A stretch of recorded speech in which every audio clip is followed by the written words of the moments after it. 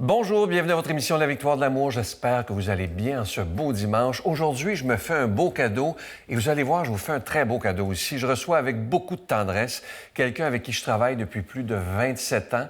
Elle a été recherchiste, mais vous allez voir, elle a tout fait à La Victoire de l'amour et elle a à son actif, écoutez bien, là, vous ne vous tromperez pas de chiffre, plus de 8500 émissions de La Victoire de l'amour. Je rencontre avec beaucoup de tendresse mon amie et ma mentor aussi, Hélène Fontaine. En chanson, notre ami Miguel, l'homélie avec l'abbé Stéphane Roy et la chronique hebdomadaire du bon père Michel-Marie de Paris.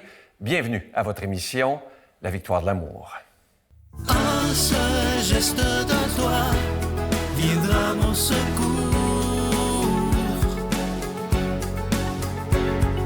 Viens semer dans mon âme le grain de l'amour.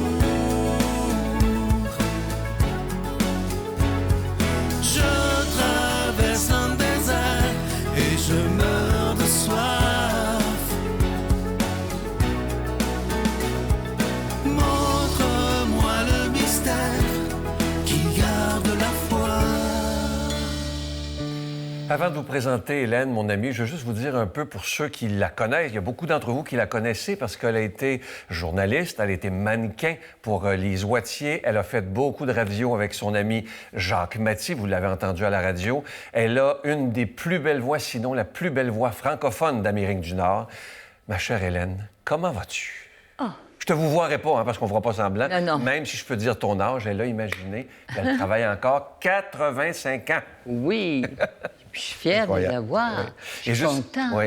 Oui. Et jusqu'à tout récemment, tu étais encore la recherchiste des émissions du dimanche. Oui. Et maintenant, elle s'occupe exclusivement des émissions du matin. Oui, il était temps que j'arrête un petit peu le dimanche parce que quand même... Mais j'ai eu tellement de bonheur à travailler pour cette émission-là. C'est notre bébé. Oui. C'est une œuvre magnifique qui m'a nourrie. J'ai eu, disons, 40 ans de carrière avant. Mais les 28 dernières années, c'était les plus belles années de ma vie. J'ai découvert ce que c'était le bonheur, l'amour, le partage, l'humilité. Moi qui me pensais un petit peu, oui, comme tout le monde un peu, parce que parmi soi-disant les grands de ce monde, on n'est pas grand. On est vraiment petit, vraiment petit. À comparer à Dieu, là, moi je suis comblée. Hélène, tu sais comment fonctionne l'émission. On va reculer dans le temps, si tu veux. Oui. Tu viens d'une famille assez pauvre, je crois. Très pauvre. Mon père était jardinier, 8 enfants. C'était... Mais je ne me souviens pas d'avoir manqué de quoi que ce soit, parce que quand on est pauvre et que la maman cuisine des légumes, des choses comme ça, et j'ai réalisé aussi que manger, quand on est jeune, on s'en moque. Moi, je sais que j'ai dû bien manger des légumes, des fruits. Et le dimanche, c'était... le dimanche, maman, un jour, je voyais des poules, hein, parce qu'il y avait des poulaillers. Puis je dis, les poules, je dis, comment ça, elle n'est pas là, la vieille chouette? Elle dit, maman, elle me dit, tu l'as mangé dimanche dernier. Parce que quand les poules étaient trop vieilles, il les tuait. Et puis, il les met bouillir, c'était... Mais une fois bouillie, la poule était très bonne. Elle ne perdait rien. C'était une autre époque, hein? Ah oui, c'était... Oh, j'ai manqué de rien. J'ai eu une enfance heureuse. Et grâce aussi, comme on était très, très pauvres, on n'a pas pu être instruits, mais le gouvernement, en France, à cette époque, je ne sais plus maintenant, mais payait, pour les familles pauvres, payait l'instruction au complet. Ah, oui. On a pu aller jusqu'au baccalauréat et plus loin, grâce au gouvernement, et ça, c'est une richesse. Être instruite, autrement, mes parents, ils n'auraient jamais pu payer ça. Ton père était très spécial pour toi. Oh, mon père, c'était... Je le suivais toujours parce que j'étais un garçon manqué quand j'étais petite. Ma sœur, elle, c'est ma sœur Anne-Marie, 2 ans plus âgée, toute belle, toute blonde, toute magnifique, toujours propre et très bien faite.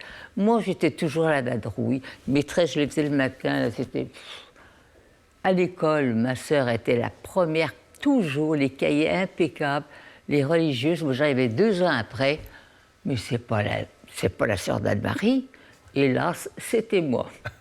J'arrivais, rien n'allait bien, Mais j'avais quand même mon cœur, mais j'aimais travailler avec mon père, la terre. J'étais toujours avec lui, toujours.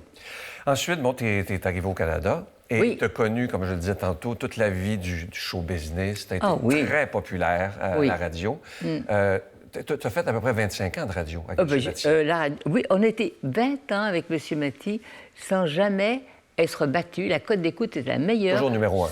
Sauf un été, CGMS nous a eus. Mais autrement, on a toujours été en tête. Ouais. Et les gens nous aimaient. J'aimais la vulgarité. J'ai commencé avec Gilles Brown avec Discothèque. J'ai fait de 1 à 10 avec Serge Laprade à TVA Canal 10 anciennement. J'étais sur l'équipe de réserve à Radio-Canada. J'étais animatrice sur le panel à la seconde, ni oui ni non. J'ai fait tout ça. Et plus encore, j'ai représenté les disques Riviera ici au Canada. C'était Eddie Barclay. On a lancé la chanson, des chansons. Tout de suite, c'était Nicoletta, la musique. On a fait ça a battu tous les records.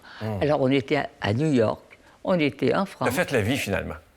J'ai mangé avec Dalida, mais personnellement avec Dalida, pas dans un cocktail. J'ai mis la plus belle vie au monde. Mais cette belle vie, cette super belle vie, n'a été rien à comparer de ce que j'ai vécu depuis 28 ans. Rien. Et comment te fait, Hélène, bon, tu as été dans les sommets, de ne pas tomber dans les pièges du show business? J'aimais pas ça. J'ai été, de toute ma carrière, il y a toujours des lancements de disques, des cocktails, des 5 à 7, que ça. Et toujours les journalistes, parce que je suis journaliste aussi en plus. J'ai travaillé pour le magazine le lundi et beaucoup de choses. Et je n'allais jamais, j'étais jamais là. Je me suis dit, mais parce que je m'ennuyais, parce que j'entendais trop, je voyais trop le monde. Mes yeux ne m'ont jamais trahi. Je voyais les gens comme ils étaient, pourquoi ils étaient là, comment ils dénigraient tout le monde. Et c'est ce qui m'a... je me suis éteinte là-dedans. J'étais pas moi, je pouvais pas vivre ça. C'est trop d'hypocrisie, J'espère que pour les jeunes qui viennent, là, ce sera pas... Ce n'est plus comme ça, oui. Mais oui, j'espère. Et pendant toute cette période faste de ta vie, Oui. la foi, tu l'avais mis de côté, pas à peu près, là. C'était plus important pour toi. Mais il y a des choses qui m'a... Parce que nous, on allait à l'école, puis à la messe et tout ça, puis on était 5 filles, puis vous savez que... Tu sais qu'à cette époque-là, il fallait avoir un béret pour aller à l'église, le dimanche. Puis 5 filles, il y a toujours une fille qui parle d'un béret, et qui arrivait à l'église sans béret, c'était Hélène. Alors, la sœur Sostène me chicanait, mais on a été élevés comme ça, c'était bien. Mais mon père, quand maman est partie, elle est décédée, elle avait 72 ans, maman, et ils s'aimaient tellement, mes parents. Et de ce jour-là, mon père s'est révolté. Nous, notre passion dans la famille, et ça continue, c'est de, quand on va voyager, quand on va partout, on rentre dans les églises. J'aime ça, parce que moi, quand je rentre dans une église, je suis chez moi. Et mon père, ce jour-là, n'a plus mis les pieds dans une église. Il en voulait à Dieu. Il s'est révolté. Et ça a été, pour moi, une des très grandes souffrances de ma vie. Et te souviens-tu, là, on fait un grand saut dans le temps, lorsque je t'ai demandé, il y a près de 28 ans, de venir travailler avec moi? Oh là là! Maman! Oh, c'était... J'oublierai jamais, je devais être animatrice pour une émission sur le câble. Je commençais au mois de septembre. Toi, tu avais commencé déjà Évangélisation 2000. À l'époque, oui. Remarquez comment je le dis bien, c'est pas facile à dire, mais j'ai dit tellement 100 000 fois que Évangélisation 2000. Et ça allait bien. Puis on mangeait ensemble, comme toujours. Et tu viens me voir, tu reviens, tu sors et tu reviens, tu t'assois. Et j'oublierai jamais. Tu étais blanc. Je dis, pourquoi il est blanc, il n'est pas bien? Et tu me dis, Hélène, est-ce que tu laisserais tout ça pour venir avec moi travailler? Et je n'oublierai jamais non plus. J'ai dit oui. J'ai dit oui sans même pas réfléchir. Parce que 3 semaines après, je commençais en ondes la télévision, genre une émission genre Claire Lamarche, où moi, je réunissais tout le monde. J'avais des spécialistes, il y avait Christian Page, on parlait des choses, de choses un petit peu... Mais c'était une bonne émission. Et j'ai dit oui. Tu dis oui. Hélène, tu ne changes pas d'idée. C'est comme l'autre jour au restaurant. Je m'avais le dire à la caméra, c'est vous ce qui m'a fait, Sylvain? Je suis là, puis il me dit, Hélène, est-ce que tu voudrais faire l'émission de télévision avec moi? Et j'ai toujours dit non, parce que c'est pas ma place. Et il me dit, Hélène, t'as reçu beaucoup. Et oui, il avait trouvé le mot. Je devais redonner. Et je lui ai dit, Sylvain, oui. Il m'a dit, je suis tranquille parce que toi, un oui, c'est un oui. Ça, c'est vrai. Ça, c'est tout à fait vrai. Et alors, pour en revenir à ce que nous disions, je te dis oui, mais après ça, il fallait que je fasse face à tout. Première chose, j'appelle mon mari, je lui dis, c'est tout ce que je viens de dire à Sylvain, que je ne faisais pas mon émission, que j'allais travailler pour Évangélisation 2000. Il me dit, ben, qu'est-ce que tu veux? T'es heureuse? Faut que vous sachiez aussi qu'au début, Hélène emballait des Bibles. Ah oui. Faut que vous sachiez, au début aussi, les reçus d'impôts qu'on vous envoie étaient faits à la main. Et on était installé sur une planche à repasser. Oui. On a tout vécu ça dans les débuts. Parce que je me suis ramassée, au lieu d'être animatrice à la télé, j'étais dans un petit bureau, dans l'appartement de Sylvain. Un petit appartement. Dans le petit appartement. On travaillait dans la cuisine, c'était les cadeaux du monde emballés sur la cuisinière et tout. La planche à repasser, on avait... En tout cas, c'était... Et j'emballais les Bibles et je répondais au téléphone toute la journée. Et en tout cas, c'était... C'était des beaux moments. Et un salaire de misère. Oui, ça c'est vrai. Quand on pouvait se payer. Mais qu'est-ce qu'on a été heureux. Oui, tout à fait. J'aime tellement ça ici aujourd'hui. Parce que les gens qui sont ici, on a une équipe.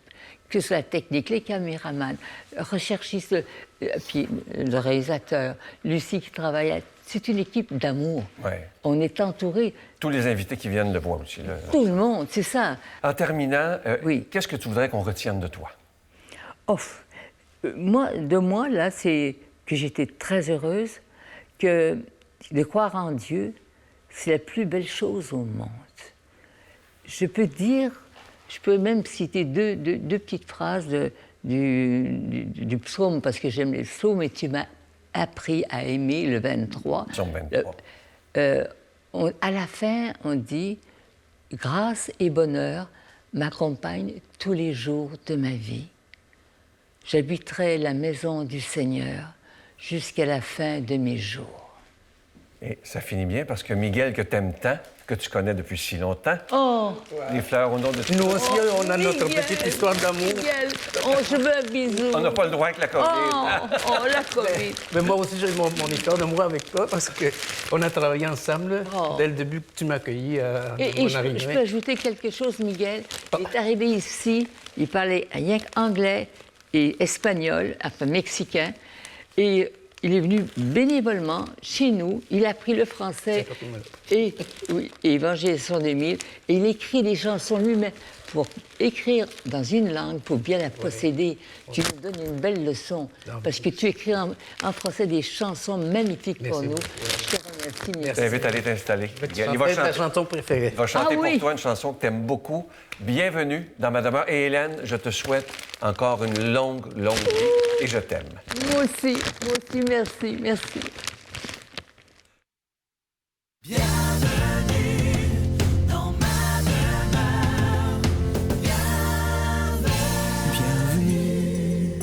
Bienvenue dans ma demeure. Bienvenue à mes amis. Bienvenue, quelle que soit l'heure, le couvert est toujours mis. 4 murs, tout en bois, et au ciel tu dois monter le toit. Ce sera pour qui veut la maison du bon Dieu. Bienvenue dans la famille, à l'oiseau tombé du nid. Bienvenue, garçons et filles, à chacun je donne un lit. Les oiseaux dans ma cour vous feront partage leurs amours, et jamais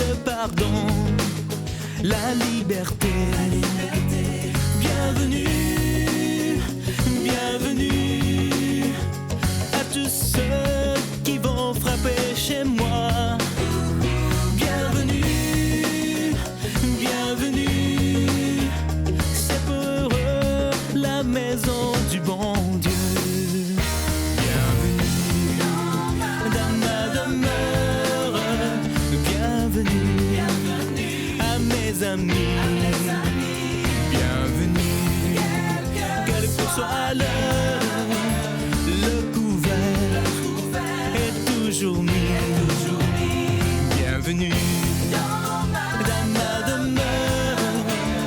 Bienvenue à mes amis. Bienvenue, quelle que soit l'heure, le couvert est toujours mis.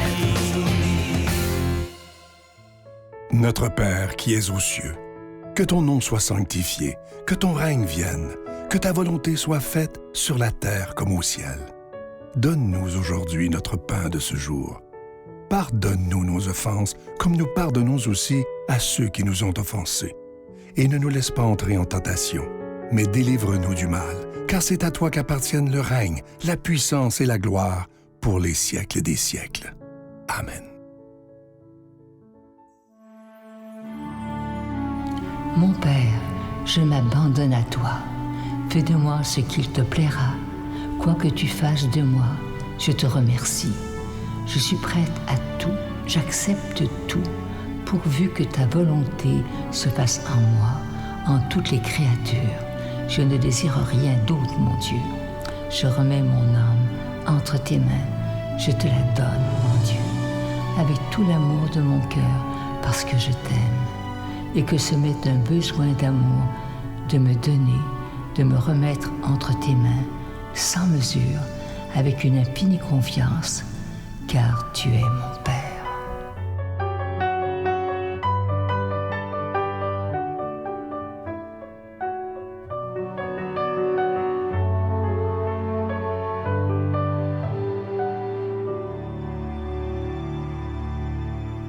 Encore une fois, je suis tellement content de vous parler de ce magnifique cadeau du mois. Ça fait des années que vous nous le demandez. Sylvain, faites-nous fabriquer une médaille miraculeuse. Alors, c'est fait. C'est la réplique exacte de la médaille miraculeuse. Je vous raconte l'histoire en quelques secondes. En 1830, Sainte Catherine Labouré a une apparition de la Vierge, quelques apparitions. Et c'est la Vierge Marie elle-même qui dit à Sainte Catherine, « Faites frapper une médaille à ce modèle. » Imaginez, c'est la Vierge elle-même qui a, entre guillemets, dessiné la médaille. Et heureusement, maintenant, aujourd'hui, on peut vous l'offrir en pendentif, en acier inoxydable. Ça vient avec la chaîne et ce pendentif, il est déjà béni. Et voici ce que la Vierge a dit à Sainte Catherine. « Tous ceux qui la porteront avec confiance recevront de grande grâce. » Je vous donne l'adresse, La Victoire de l'Amour, case postale 120, succursale Boucherville à Boucherville, le J4B 5E6, je vous la redonne, La Victoire de l'Amour, case postale 120, succursale Boucherville à Boucherville, le J4B 5E6. Également par téléphone, par carte de crédit du lundi au vendredi de 8h30 à 16h30 dans le 514-523-4433, 523-4433 ou sans frais le 1-888-811-9291, 1-888-811-9291 et aussi sur notre site Internet, le www.lavictoiredelamour.org. Alors, je vous rappelle ce très, très beau cadeau du mois. On en est vraiment fiers. Une exclusivité de la Victoire de l'Amour, surtout qu'il est fait en pendentif. Alors, c'est le pendentif de la médaille miraculeuse en acier inoxydable, incluant la chaîne. Et ce bijou extraordinaire, il est déjà béni. Portons-le avec confiance. Je continuerai à croire, même si tout le monde perd espoir. Je continuerai à aimer, même si les autres parlent de haine. Je continuerai à construire, même si les autres détruisent. Je continuerai à parler de paix, même au milieu d'une guerre. Je dessinerai des sourires sur des visages en larmes et je tendrai les bras à ceux qui se sentent épuisés. Oui, je continuerai à croire.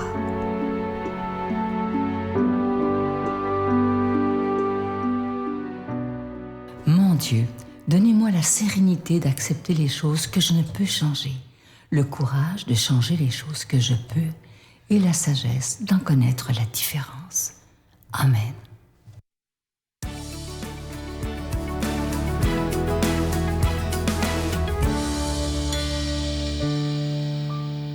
Vous m'adressez là une belle question à laquelle je vais vous répondre en toute vérité. J'aimerais savoir si vous, en tant que prêtre, vous traversez des baisses de foi, des moments de doute, et comment vous arrivez à gérer cela, sachant que vous devez servir Dieu en permanence. Alors là, tout de suite, laissez-moi vous avouer, et je n'ai aucun mérite, que je n'ai jamais douté de l'existence de Dieu, du Christ et de Marie. Actuellement, vivant dans la gloire. Mais, sans attendre, j'ajoute que leur manière d'être présent à l'histoire de l'humanité et à chacune de nos vies, je ne la cerne pas. Il y a là un grand silence qui pèse sur le monde, notamment face au mal qui se répand et qui souvent me désarçonne, car on ne perçoit pas toujours l'action de Dieu en nous et autour de nous. Et cela pourrait nous faire douter de sa présence. Mais moi, je ne veux pas douter. Vous m'avez entendu? Je ne veux pas douter. C'est donc un acte de ma volonté qui me conduit à ne pas douter. Depuis mon enfance, et je pourrais ajouter plus précisément depuis la mort de ma mère, je sais que la vie offre à tout homme de se réjouir comme de pleurer. Je sais que je ne suis pas sur la terre pour toujours, que toute réussite est provisoire, que ma santé se délabrera, que tout bien-être peut s'estomper d'une minute à l'autre. Et alors rien. C'est le lot bienheureux offert aux vivants que nous sommes. La souffrance, j'y reviens, ne perd pas ses plumes. À mesure que la vie avance, au contraire même, elle augmente son pelage. Mais, car il y a un mais, je vois mon Christ sur la croix et la claque qu'il a infligée à la mort en sortant vivant de son tombeau. Et de sa résurrection, je ne doute pas, comme je suis assuré que les enfants de Fatima, comme Bernadette de Lourdes, n'ont pas menti quand ils ont affirmé que la Vierge, sans une seule ride, malgré ses 2000 ans de ciel, leur avait parlé. Évidemment, bien des choses et des êtres peuvent nous décevoir. Des hommes d'Église peuvent nous faire douter de Dieu en raison de leur déficience, moi le premier. Mais il n'empêche que le Christ transcende le temps et conduit au milieu des aléas de notre liberté humaine le monde à son terme. Un terme que nous espérons heureux pour toute l'humanité. Alors confiance et surtout armez votre caractère, armez votre foi, soyez forts et déterminés à mener le combat personnel que la vie vous impose. À bientôt!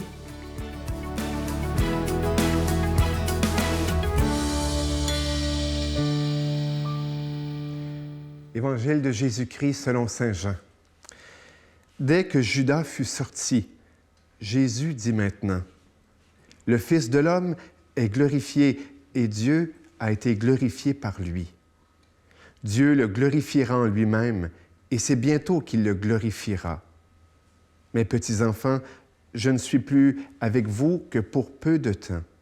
Vous me chercherez et comme j'ai dit aux Juifs, là où je vais, vous ne pouvez venir. À vous aussi maintenant, je le dis. Je vous donne un commandement nouveau. Aimez-vous les uns les autres. Comme je vous ai aimé, vous devez vous aussi vous aimer les uns les autres. Si vous avez de l'amour les uns pour les autres, tous reconnaîtront que vous êtes mes disciples. » C'est un honneur, un privilège. Tantôt, quand j'ai entendu l'entrevue, je suis venu ému. Et puis, je suis venu, j'ai eu le réflexe habituel de me taper sa tête en me disant « Regarde, le gros broyard encore. » Mais c'est parce que Hélène, c'est une belle madame. Hélène, elle a une belle voix, mais elle est belle. Elle était mannequin. Mais c'est aussi une belle personne. De ces personnes qui rendent le monde meilleur. Puis pas juste parce qu'elle a travaillé à l'Évangélisation 2000 puis à la Victoire de l'amour. Non. Parce que c'est une femme de cœur. Puis, elle touche le cœur.